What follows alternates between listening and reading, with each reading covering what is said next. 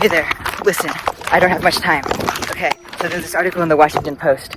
It claims that there are certain ultra-conserved words that have remained relatively unchanged since hunter-gatherer times, around 15,000 years ago. It begins by saying the sentence, "You, hear me, give this fire to that old man. Pull the black worm off the bark and give it to the mother, and no spitting in the ashes." So it claims that this sentence might have been at least partially understood by a 15,000-year-old hunter-gatherer. These words were part of a language that was the ancestor for 7 of the world's most prominent language families.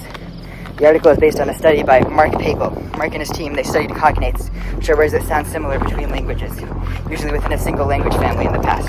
They use the Languages of the World Etymological Databases, or LWED, their records of proto-words, which are reconstructed ancestral words of a language family. So they looked at the proto-words for 7 different language families, and they looked for similarities between the words. The words they studied were the 200 words in the Swadesh Fundamental Vocabulary List. Well, here's the map of all the different places. So it's around 7 different language families in Europe and Asia. And they found out a list of 23 words that have remained relatively unchanged for the past 15,000 years. While this goes against historical linguistic ideas that words usually fade out within 9,000 years, Pagel argues that these words being so commonly used fit into estimates of the rates at which words change. So it's feasible that these words could have remained for this long of a time period. Now there's a bunch of bad stuff going on here. The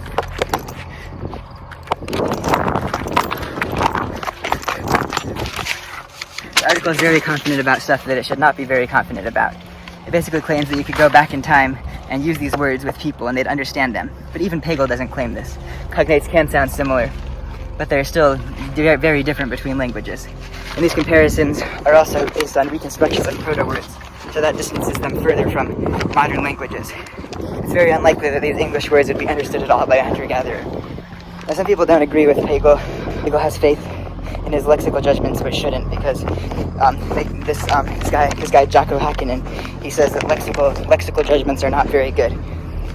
So the Swadesh 200 makes it seem like Germanic and Italic are together after the split off of Celtic, but then the Swadesh 100 list makes it seem like Italic and Celtic are together after the split off from Germanic. So it's inconsistent there. So that's like one of them has to be wrong. So lexical judgments just aren't very good. So there are lots of ways for the study to be unreliable.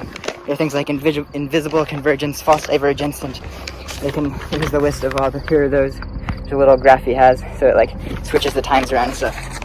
There's a lot of room for error in the study, basically. Now I've got to go.